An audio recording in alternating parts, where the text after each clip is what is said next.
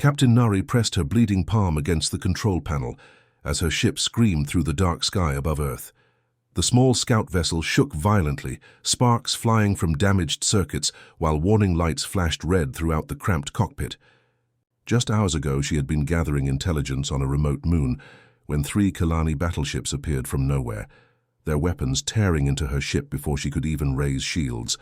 Her blue-scaled fingers trembled as she fought to keep the dying engines running. The ambush had been perfect, too perfect.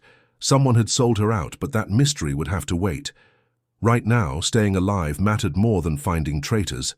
The ship's hull groaned under the stress of atmospheric entry, pieces of metal breaking away and burning up in the friction of Earth's thick air. Nari had heard stories about this planet from other scouts. Most Kalani considered it a backwater, world home to primitive creatures that barely understood fire, let alone space travel. The locals called themselves humans, and intelligence reports described them as weak, slow, and utterly harmless. Perfect place to hide until a rescue ship could find her. The ground rushed up fast through the cracked viewport. Nari gripped the controls with both hands, using every trick she had learned in 20 years of military service. The ship clipped the top of several tall trees before slamming into soft earth with a bone-jarring crash. Metal screamed as the vessel carved a deep furrow through what looked like carefully tended farmland. When the world stopped spinning, Nari found herself hanging upside down in her pilot seat, warm blood dripping from her forehead onto the ceiling. Below, 3 burning holes in her side told her that enemy plasma bolts had found their mark during the chase. Her left arm hung at an odd angle, probably broken. Every breath sent sharp pain through her ribs. The ship's emergency systems had died in the crash, leaving her in complete darkness except for the faint glow of a few sparking wires. She could smell smoke and leaking fuel, which meant staying inside would be suicide. With great effort, she managed to release her safety harness and drop to what had been the ceiling, landing hard on her injured arm and biting back a scream. The escape hatch had been damaged in the crash, but desperate strength helped her force it open. Cold air and rain immediately soaked through her torn flight suit as she crawled outside. The storm that had helped hide her approach from enemy sensors now threatened to become her grave. Her cold-blooded Kalani physiology meant that low temperatures could shut down her body within hours. Thunder rumbled overhead as she struggled to her feet, looking around at the alien landscape. Neat rows of some kind of crop stretched in all directions, different from anything on her homeworld, but clearly the work of intelligent hands. In the distance, she could see lights from what might be buildings, but they seemed impossibly far away for someone in her condition. Each step became harder than the last as cold rain washed the blood from her wounds. Her legs shook with exhaustion and shock, while her vision blurred from blood loss. She had survived space battles, infiltration missions, and interrogations, but this quiet farm might be where her story ended. The irony was not lost on her, that a warrior who had faced death among the stars might die in a muddy field, on a planet most of her people considered beneath notice. Hyun had been walking his fields before sunrise for 30 years, checking on his rice crops with the same careful routine his father had taught him. The storm had passed during the night, leaving the air fresh and clean, but something felt different this morning. As he approached the eastern field with his flashlight, he noticed the torn earth first, a long scar in his carefully maintained land that definitely had not been there yesterday. Following the strange trail, he found pieces of twisted metal scattered among his rice plants. Some of the debris still glowed with an odd blue light, and the metal felt warm to the touch despite the cool morning air. His first thought was that a military aircraft had crashed, but the materials looked nothing like any technology he recognized from his years serving in the army. That was when he saw her. A small figure lay crumpled beside a large chunk of what must have been the main hull, so still that he almost mistook her for another piece of wreckage. But as his flashlight beam swept over her, he realized he was looking at something impossible. Her skin was covered in scales that shimmered blue-green in the light, and her hands ended in sharp claws that could probably tear through steel. Even unconscious, she looked dangerous. Hyun knelt beside her carefully, his farming instincts taking over. He had delivered calves, treated wounded dogs, and nursed sick chickens back to health more times than he could count. Injured, was injured, regardless of what species needed help. Her breathing was shallow and rapid, and dark blood had pooled beneath her torn clothing. 3 holes in her side looked like bullet wounds, though the edges were burned in a way that suggested energy weapons rather than regular bullets. Her face was small and delicate, despite the fangs he could see when her lips parted slightly. Most striking were her eyes, large and golden, with an intelligence that reminded him of his old border collie, who had always seemed to understand every word.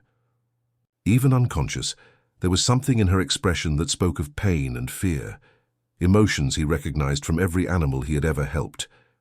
Without thinking too hard about what he was doing, Hyun slipped his arms under her small form and lifted her gently.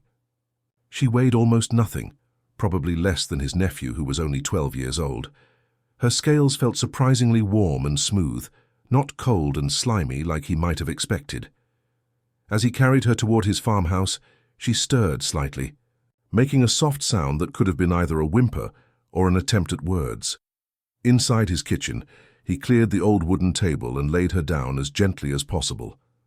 His veterinary supplies were basic but well-maintained: antiseptic, bandages, and strong thread for stitching wounds. He had learned field medicine during his military service and refined it through years of caring for farm animals. Working by lamplight, he carefully cut away the strange material of her torn uniform. The fabric felt like silk, but was tougher than leather, clearly designed for protection. Underneath, her injuries were worse than he had first thought.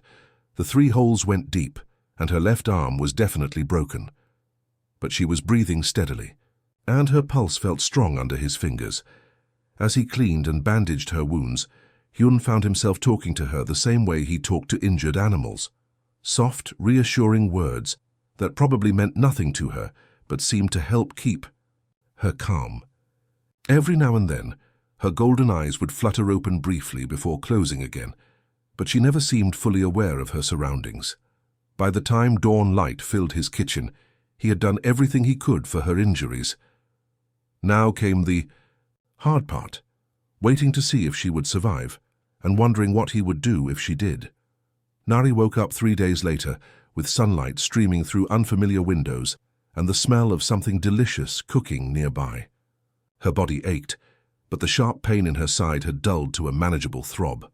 Clean white bandages covered her wounds, and someone had dressed her in soft cotton clothes that were far too big for her small frame.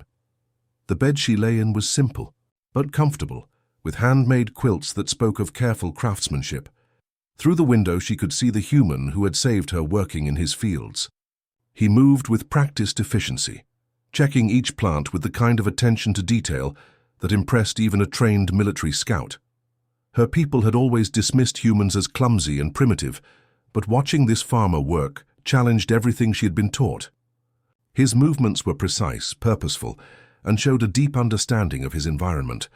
When he noticed she was awake, the human approached slowly, holding his hands where she could see them. Smart move. He had clearly observed her claws and fangs closely enough to know she could be dangerous. But his expression showed curiosity rather than fear, which confused her. Most species either cowered before Kalani warriors or attacked immediately. This human did neither. He pointed to himself and said something that sounded like Hyun. Then he pointed to her and raised his eyebrows questioningly. Understanding the universal gesture, she tapped her chest and said, "Nari," in her own language. He repeated her name carefully, getting the pronunciation almost right on the second try. The fact that he even tried surprised her. Over the following days, Hyun began teaching her his language with the patience of someone accustomed to working with living things that could not be rushed. He would point to objects around his simple home and say their names clearly: water, rice, a table, book. She found herself genuinely interested in learning, partly because she needed to communicate, but mostly because his teaching style was so different from the harsh military instruction she was used to. What amazed her most was how freely he shared everything he had. When mealtime came, he always prepared enough food for both of them without asking for payment or favor in return. He would set a bowl in front of her with the same casual generosity he might show to family. In Kalani society, every transaction required negotiation, Every favor demanded repayment, and showing weakness meant death. But this human offered help as naturally as breathing. The food itself was a revelation. Simple rice and vegetables prepared with skills passed down through generations created flavors more complex than anything from her people's military rations.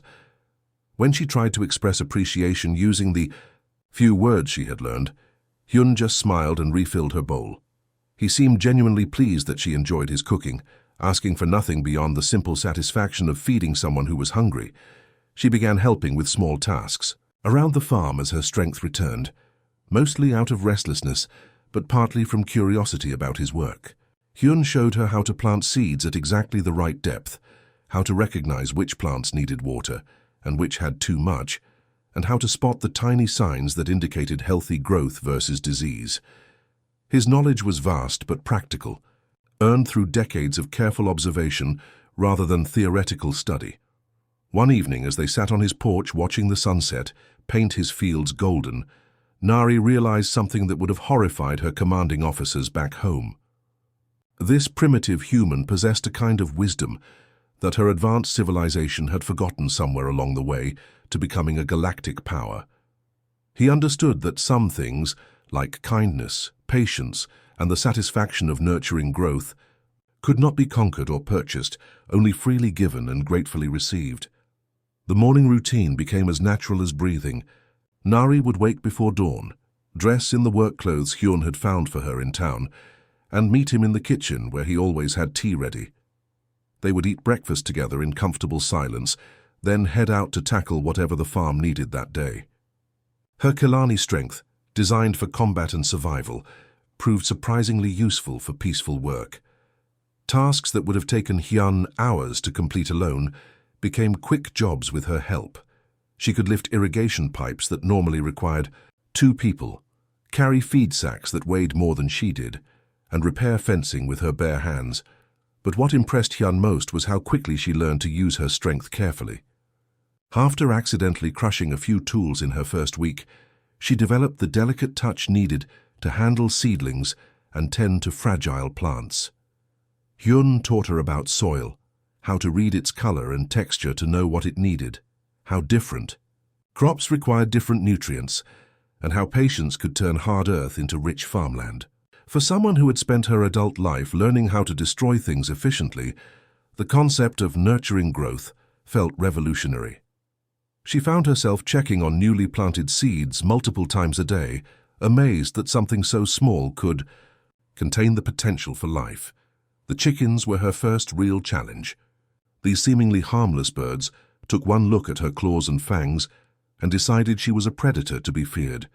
For days they would scatter squawking whenever she entered their pen.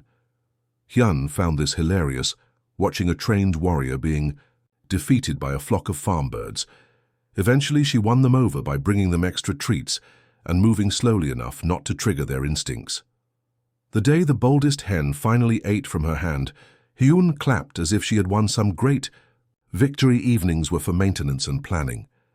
They would sit at his kitchen table, sharing dinner while Hyun explained the next day's work or taught her more words. Her vocabulary grew from simple nouns to complex concepts: responsibility, seasons, growth, home. She learned that Hyun had inherited the farm from his father, who had inherited it from his father before him. 3 generations of knowledge lived in his hands and guided his decisions.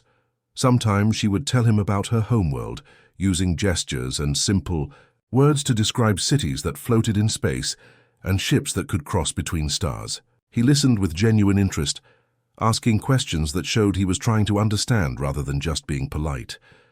When she struggled to explain concepts that had no equivalent in farming life, he would nod thoughtfully and say, "Different worlds, same hearts," a phrase that seemed to sum up his entire philosophy.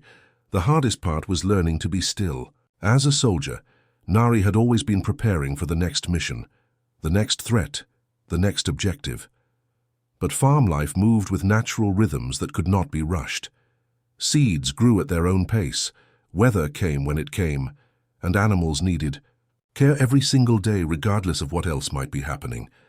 This steady reliability, so different from military chaos, gradually settled something deep in her chest that had been tight for years. She stopped flinching at unexpected sounds. Her sleep became deeper and more restful. The constant alertness that had kept her alive in hostile territory slowly relaxed into simple awareness of her peaceful surroundings. For the first time since joining the military as a teenager, she experienced what humans called contentment. Neither of them mentioned the obvious fact that she would eventually need to leave. Her people would send search parties, or she would need to find a way to contact them herself. This quiet life could not last forever. But for now, in the timeless rhythm of planting and harvesting, it felt like it might. The ships appeared just after noon on what had started as a perfect autumn day. Nari was helping Hyun repair a section of fence when she heard the familiar high-pitched whine of military engines cutting through the peaceful farm sounds. Her blood turned to ice as she looked up to see three dark shapes moving across the sky in a standard search pattern, their hulls gleaming with the distinctive armor plating of Vorthak assault craft. She dropped her tools and grabbed Hyun's arm, pointing urgently at the sky while speaking rapid words in her own language. He did not understand her words, but her sudden terror was clear enough. These were not friends coming to rescue her. His expression shifted from confusion to grim understanding as he watched the ships methodically scanning the landscape below. "Inside now," Hyun said quietly, his gentle farmer's voice taking on an edge she had never heard before. They moved quickly toward the farmhouse, but Nari pulled away from him at the door, shaking her head desperately. She pointed to herself, then to the forest beyond his fields, trying to make him understand that she needed to leave immediately. If the Vorthak found her here, they would torture Hyun for information before killing him just for helping her. But Hyun was already shaking his head, his weathered hands surprisingly firm as he guided her inside. "No running," he said in the key mixture of Korean and broken Kalani they had developed over the past weeks. "Not alone." The simple words carried a determination that reminded her suddenly that this gentle man had once been something else before becoming a farmer. Inside the farmhouse, Hyun moved with practiced efficiency that spoke of old training. He went directly to a closet she had assumed held farming supplies and pulled out items that definitely did not belong on a peaceful farm. A military rifle, carefully maintained and wrapped in oiled cloth. Ammunition boxes marked with symbols she recognized from human military forces. Night vision equipment that looked well used despite its advanced design. As he checked his weapons with movements too smooth to be anything but muscle memory, Nari began to understand that her gentle caretaker had secrets of his own. The way he handled the rifle, the automatic sweep of his eyes toward windows and doorways, the calm acceptance of incoming danger. These were not the actions of someone who had spent his whole life growing rice and raising chickens. "Special Forces," Hyun said simply when he noticed her staring. Long time ago, before farm, he gestured toward a faded photograph on his mantel showing a younger version of himself in military uniform, surrounded by other soldiers who all had the same hard-eyed look of people who had seen too much combat. Some things you never forget. The Vorthak ships were getting closer, their search pattern tightening as their sensors picked up traces of the crash site. Nari could hear their engines growing louder, could imagine the crew inside preparing their weapons and planning how to extract information from any humans they found. Her people had always been warriors, but the Vorthak was something worse. They enjoyed the fear of their victims almost as much as their deaths. She tried one more time to convince Hyun to let her leave, to save himself by claiming ignorance about any crashed ships or alien visitors. But he was already positioning furniture to create better defensive positions, his movements showing a tactical awareness that impressed even her military-trained mind. When she continued to protest, he stopped what he was doing and looked at her directly. "You are family now," he said in careful, deliberate words. "Family protects family. No discussion." The absolute finality in his voice told her that arguing would be useless. This stubborn human had decided to stand and fight, and nothing she could say would change his mind. Outside, the hunting ships began to descend. The first Vorthak patrol landed in Hyun's cornfield, just as the sun began to set, their heavy boots crushing weeks of careful growth under armored feet. Through the kitchen window, Nari counted at least 8 warriors spreading out in a standard encirclement pattern, their energy weapons glowing ominously in the growing darkness. These were not regular soldiers but hunters, specialists trained to track down escaped prisoners and make examples of anyone who helped them. Hyun had spent the afternoon turning his peaceful home into something resembling a battlefield command post. Furniture barricaded windows while still allowing clear shooting lanes. He had placed water bottles and medical supplies in strategic locations, along with extra ammunition for his collection of hunting rifles. Most impressive to Nari was how he had positioned mirrors throughout the house to eliminate blind spots, creating a defensive network that would let them see attacks coming from any direction. "They will try to take us alive first," Nari whispered as they watched the Vorthak warriors take their positions. "Information is more valuable than quick kills. We can use that." Her military training kicked in automatically, analyzing enemy movements and predicting their next actions. The Vorthak commander was being cautious, probably wondering why his sensors showed only one human heat signature when their intelligence suggested someone was hiding the escaped spy. The first probe came exactly as she predicted. A single warrior approached the front door, weapon lowered but ready, calling out in heavily accented but understandable Korean. He claimed to be looking for a crashed pilot, offering rewards for information and promising no harm would come to cooperative civilians. His words were reasonable, but his tone carried the underlying threat that all Vorthak seemed to love: comply or suffer. Hyun's response was a single shot through the door that sent the warrior diving for cover behind his water well. The message was clear enough that no translation was needed. The old farmer might look like an easy target, but he had no intention of surrendering without a fight. Nari felt a surge of pride mixed with terror as she realized this gentle man was prepared to die rather than betray her. The real assault began minutes later. Energy bolts lit up the darkness as Vorthak weapons tried to punch through the farmhouse walls, while Hyun's rifles answered with the sharp crack of projectile weapons. What the aliens had not expected was how effectively an experienced human marksman could use his knowledge of local terrain.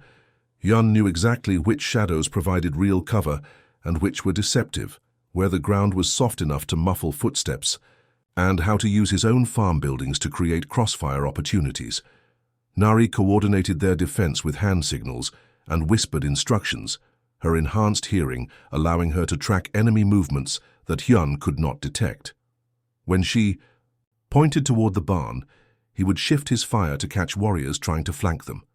When she indicated the root cellar, his next shot would force enemies back from their attempted breach point.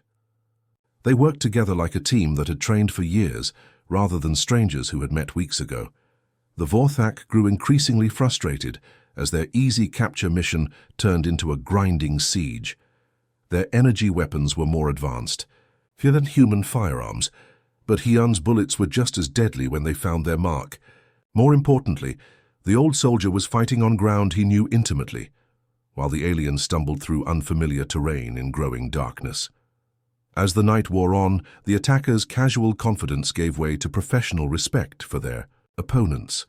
The human was not the primitive they had expected, and his small companion was providing tactical support that turned every assault into a carefully planned ambush. What should have been a simple prisoner extraction was becoming a genuine battle, and for the first time the hunters began to wonder if they might become the hunted. The final assault came with the first light of dawn, when exhaustion had dulled. Their reflexes and ammunition was running dangerously low. The Vorthak commander had grown tired of the siege and decided that dead prisoners were better than no prisoners at all. Through the cracked kitchen window, Nari watched as all remaining warriors moved into position for a coordinated rush that would overwhelm their defenses through sheer numbers. Hyun knelt beside her at the window, his weathered face calm despite the impossible odds they faced. His hunting rifle held only 3 rounds, and her captured energy weapon was down to its last power cell. They had fought through the night with skill and determination, but morning brought the harsh reality that 2 defenders could not hold out forever against trained killers. "When they come," Hyun said quietly, checking his rifle one final time. "You go out the back, get to the forest. I will buy you time." His voice carried the same gentle certainty he used when discussing weather or crop rotation, as if sacrificing. His life was simply another farming decision that needed to be made. Nari started to protest, but the attack began before she could speak. The Vorthak came from 3 directions simultaneously, their war cries echoing across the peaceful farmland as they charged through the morning mist. Energy bolts shattered the remaining windows, while boots thundered across the wooden porch. Hyun's rifle cracked twice, dropping the first warriors through the door, but then they were inside and the battle became brutal, close combat. A Vorthak blade sliced through the air toward Nari's head, but Hyun threw himself between them, taking the curved sword deep in his chest, rather than let it reach her. The impact drove him to his knees on the kitchen floor, where he had served her countless meals, his blood spreading across boards he had swept clean every morning for 30 years. Something broke inside Nari as she watched her protector fall. The gentle farmer who had saved her life, taught her kindness and shown her what family meant, was dying because of her. The careful control she had maintained throughout her military career shattered like glass, releasing something that had been locked away since childhood. The Vorthak warrior who had wounded Hyun barely had time to register his mistake before Nari's claws opened his throat. She moved like liquid death, her small size and incredible speed, turning her into a whirlwind of fangs and fury that carved through the alien soldiers with terrifying efficiency. These were the same hands that had learned to plant seeds and tend chickens, but now they dealt destruction with a precision that made even hardened warriors step back in fear. Her enhanced senses tracked every movement, every breath, every heartbeat of her enemies. The Vorthak had expected to face a escaped spy, not a berserker warrior defending someone she loved. Their advanced weapons became useless in the confined space of the farmhouse, where superior reflexes and intimate knowledge of the terrain mattered. More than technology. The last warrior tried to retreat, but Nari was already moving, her leap carrying her across the kitchen to pin him against the wall, where Hyun kept his family photographs. She spoke to him in his own language, her voice carrying a promise of pain that made him drop his weapon and beg for mercy he would not receive. When the silence finally came, Nari knelt beside Hyun in the ruins of his peaceful home. His breathing was shallow but steady, and his eyes still held the same warmth that had welcomed her weeks ago. She pressed her hands against his wound, trying to stop the bleeding while speaking softly in the mixture of languages they had shared. "Family protects family," she whispered, repeating his own words back to him as tears she had not shed in years fell onto his weathered face. The farmhouse stood silent, except for Hyun's labored breathing and the distant sound of mourning birds that had returned after the violence ended. Nari knelt beside him on the blood-stained kitchen floor, her hands working quickly to bandage the deep sword wound that had nearly cost him his life. Around them lay the bodies of 8 Vorthak warriors, some of the most feared soldiers in the galaxy, defeated by a retired farmer and a single spy who had found something worth protecting. As she pressed clean cloth against his wound, Nari's mind raced through everything she had witnessed during the night-long battle. The Vorthak had come expecting an easy capture mission against primitive opponents, but they had found something they could not understand or defeat. Hyun had not fought like the warriors she knew from her own military service, driven by duty, or orders or the promise of advancement. He had fought with something far more dangerous, the quiet determination of someone protecting his family. "Why?" she whispered in Korean, the word coming easier now after weeks of practice. "Why fight for someone not your species, not your world?" She had seen soldiers die for their nations, their causes, their commanders, but never had she witnessed someone willing to sacrifice everything for a stranger who had crashed into their life by accident. Hyun's eyes opened slowly, focusing on her face with effort. Despite his pain, he managed a small smile that reminded her of all the mornings they had shared tea together before heading out to work in his fields. "Because," he said softly, his voice weak but steady, "that is what humans do. We choose our family, not just blood, but heart." The simple words hit her like a physical blow, as she finally understood what made these primitive humans so different from every other intelligent species in the galaxy. The Kalani fought for honor and military glory. The Vorthak fought for conquest and the joy of domination. Most civilizations battled over resources, territory, or ancient grudges that no one could even remember starting. But humans fought for love, and that made them the most dangerous species she had ever encountered. Her own people would have evaluated the tactical situation and made the logical choice: sacrifice the spy to preserve themselves. Military doctrine demanded it, and any commander who chose differently would face court-martial for wasting resources on a hopeless cause. But Hyun had looked at those same impossible odds and decided that some things mattered more than logic or self-preservation. As she worked to stop his bleeding, Nari thought about all the intelligence reports she had read about human military history. Her superiors had always focused on their primitive weapons and basic technology, dismissing them as a minor threat that could be easily conquered when the time came. But they had missed the most important detail. Humans did not fight like other species because they were not motivated like other species. The galaxy was full of civilizations that had achieved great technological advancement by putting logic and efficiency above all else. They had eliminated the messy complications of emotions, personal attachments, and individual choice in favor of collective progress. It had made them powerful, but it had also made them predictable. They could calculate the exact point where any rational opponent would surrender, rather than accept certain death. But humans were not rational in the way other species understood the concept. They would die for ideas that offered no personal benefit. They would adopt strangers as family and protect them with the same fierce loyalty others reserved for their own offspring. They would choose love over logic, hope over probability, and courage over calculation. Standing in the ruins of Hyun's peaceful kitchen, surrounded by the evidence of what happened when someone threatened a human's chosen family, Nari realized that her people's intelligence reports had been catastrophically wrong. Humans were not primitive or weak. They were the most terrifying opponents imaginable, because they could not be understood or predicted by civilizations that had forgotten how to care about anything beyond their own survival. The Kalani rescue ship appeared in Earth's sky on a crisp autumn afternoon, its sleek hull cutting through clouds as it descended toward the coordinates of Nari's last known position. Captain Dex had expected to find either a corpse or a prisoner, but certainly not what his senses were showing him now. A strong life sign from their missing operative, apparently healthy and engaged in some kind of agricultural activity. From the ship's observation deck, the rescue team watched in confusion as their cameras focused on a small figure working peacefully in cultivated fields below. The woman was definitely Nari, but she moved without the constant alertness that marked all Kalani military personnel. More puzzling still, she was working alongside a human male, the two of them harvesting crops with an efficiency that spoke of long practice together. "Sir," reported the scanning officer, "I'm reading plant varieties that don't exist in our database. Some appear to be hybrid crops combining Earth and off-world genetics." The implications were staggering.